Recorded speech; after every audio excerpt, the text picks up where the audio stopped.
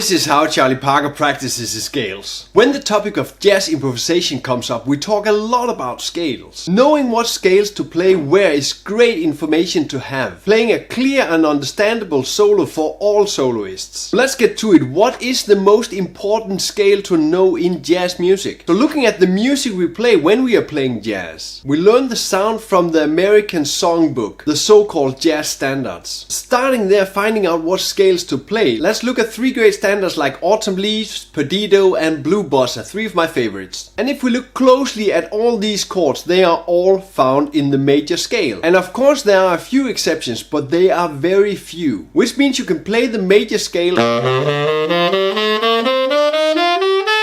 over all these chords. And by this I'll also conclude that the major scale is the most important scale to know when we are playing jazz. If you're thinking about what scales to practice when you are learning jazz, you should definitely pick the major scale. We'll look into Charlie Parker licks and we'll go into the methods of Barry Harris how to practice your scales. Looking at this Charlie Parker lick,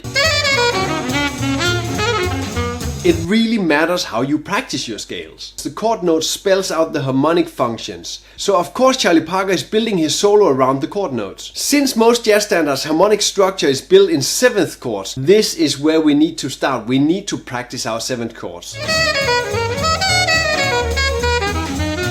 And luckily in a lot of these Charlie Parker licks he tells us how we should practice our 7th chords. You see that he's both using the chords up and going down. And this is how we are going to practice the 7th chord.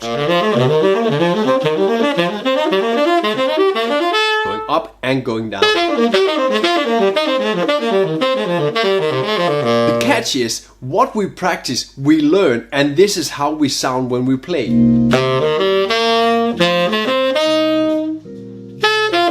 When we apply the chords like we practice them into a lick, we really sound like an exercise. We need to fix that. If you need a closer look on some of the exercise and the licks, they are all found in the lesson manual on Patreon. Check the link in the description. We have our standards arpeggios going up and down, but when you play the upper structures you get this open sound to the chord, thinking the F major as D minor 9 and thinking the E minor as C major 9. And when you use your chords like this, you very much get away from that exercise sound. In the same lick I'm also changing the inversions of the chords, not playing them standard up and down, but playing the D minor from the 3rd and up to the root, moving the root up top. Try adding this to your scale practice too.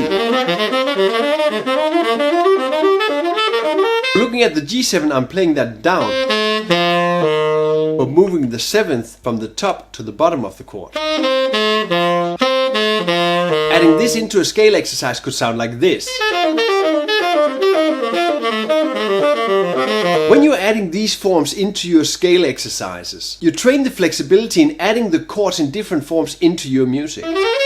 Checking this next level is how Charlie Parker actually put the scale into his phrases. Putting these 4 or 5 notes into this phrase is not random. He's actually using all these notes as approach notes into that G. Get the flexibility and work this out in your scales, for example like this. This exercise really gives you a lot of melodic content. You might be thinking, how can I apply this to more than the dominant chord? Check out this lick.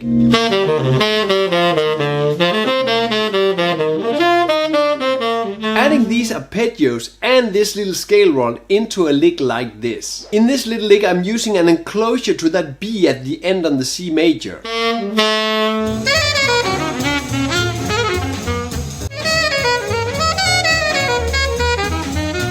Looking at the Charlie Parker lick, the enclosures are huge in jazz. And you see that the diatonic enclosure is used all the time. Adding the enclosure to your lines, play a diatonic note above and below your target note, really emphasizing it. If you want to read through all this material, you're welcome to check out the lesson manual on Patreon, where I have written out all these exercises plus a bunch more in all 12 keys. Links in the description. Get the diatonic enclosure thoroughly into your playing by adding it into your phrases and adding it into your scale practice. And now we need to introduce this gentleman. He has taught me so much about jazz and bebop, and he believes so much in sharing knowledge, so let's do this. Starting by this lick.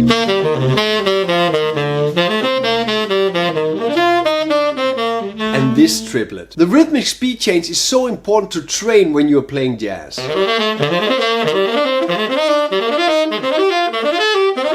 It makes the sound of a line so much lighter when you play. It's crucial that you train the speed changes in the scale. And there are so many ways you can apply this to your scale training. We'll build a little bit further on the training of Barry Harris, how to add a chromatic step into your speed changing lines. Just add a chromatic approach note before the arpeggio. This exercise and the lines you're making with this speed change arpeggio is so much grounded in the bebop language. Get this into your vocabulary right now. Let's get back to the concluding. The major scale is the most important scale in jazz.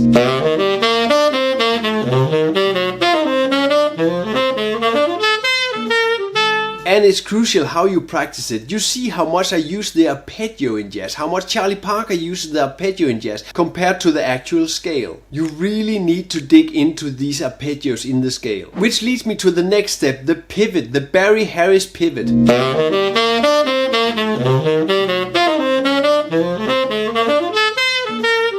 When you're using the pivot, you really need to know the inner structures of the diatonic chord connections.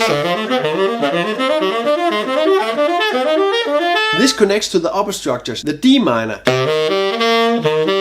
Added the F major 7 gets you a D minor 9. The G7 added a B half diminished 7 gets you a G9. The C major 7 added an E minor 7 gives you a C major 9 chord.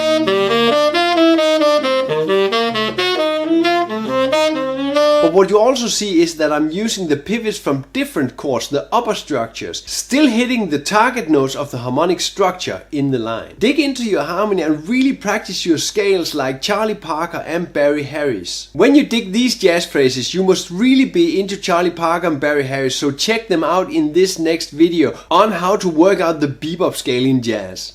Play music, have fun.